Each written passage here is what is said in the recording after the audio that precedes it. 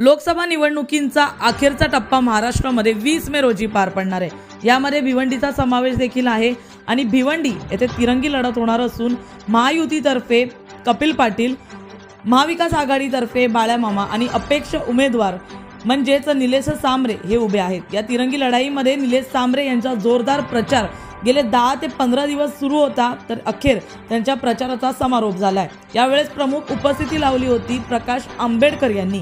यावेळेस भव्य दिव्य अशी बाईक रॅली काढण्यात आली आणि बाईक रॅलीद्वारेच हा संपूर्ण प्रचाराचा समारोप करण्यात आला। भिवंडीतील शिवाजी चौक येथे सभा घेत आणि नागरिकांना संबोधन करत हा प्रचाराचा समारोप करण्यात आला।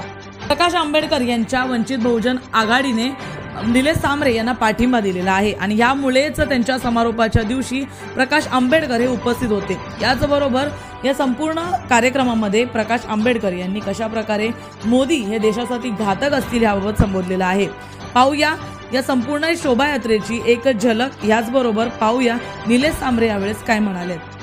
पहिल्या दिवसापासून फॉर्म भरण्यापासून आजपर्यंत संपूर्ण मतदारांचा प्रतिसाद खूप चांगला आहे। जे चेहरे कधी बाहेरच निघाले नव्हते असे सर्व मध्यमवर्गीय, सर्व गरीब लोक प्रचाराच्या रणधुमाळीमध्ये होते। आजच्या शेवटच्या सभेमध्ये खूप मोठ्या प्रमाणात आमच्या भगिनी होत्या। या भगिनींच्या जेव्हा मी निवडणूक लढवतोय ते मोठ्या संख्येने आजपर्यंत माझ्या पाठीचे आहेत, सोमवारी माझ्या पाठीचे असतात। सर 24 तासांत निवडणूक आहे, 2 दिवस निवडणूक आहे, काय सांगा शेवटचा एक संदेश काय द्याल? शेवटचा संदेश आज आहे की ज्यांनी केलेलं काम काय करूपेक्षा काय काम केले ते बघून उमेदवारांनी मतदारांनी मतदान केलं पाहिजे।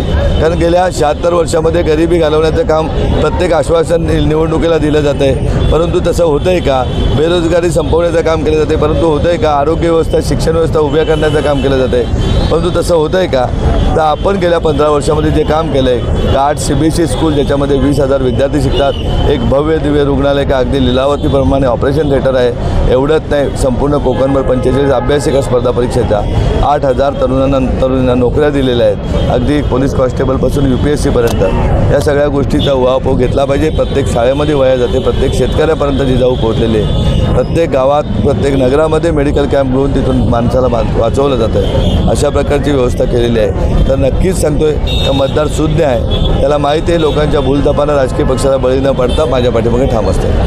सर आता असं विचारलं जात आहे की जिंकल्यानंतर सांबरे सर कोणाच्या बाजूने असणार, महायुती, महाविकास आघाडी? छत्रपती शिवाजी महाराजांसारखं आपलं स्वतःचं संस्थान असेल। दरवर्षाच्या महागाईचं तुम्ही विचार केला? आम्ही आमच्या भगिनींना रोजगार देऊन त्यांचा उत्पन्न स्रोत वाढवू।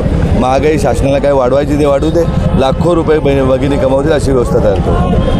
मशीन चिन्हाचं निवड केली, 35,000 भगिनींना आपण या मतदारसंघामध्ये मशिनी दिलेल्या आहेत। त्याचबरोबर किमान 1 लाख भगिनींना शिलाई मशीनचे क्लासेस दिलेले आहेत। त्यामुळे त्याचा उपयोग नक्कीच माझ्या निवडणुकीसाठी होईल, मतदानासाठी होईल। जिच्याने माझी भगिनी स्वतःच्या पायावर उभी होते तर ते शिलाई मशिनी कधी उत्तमच असेल।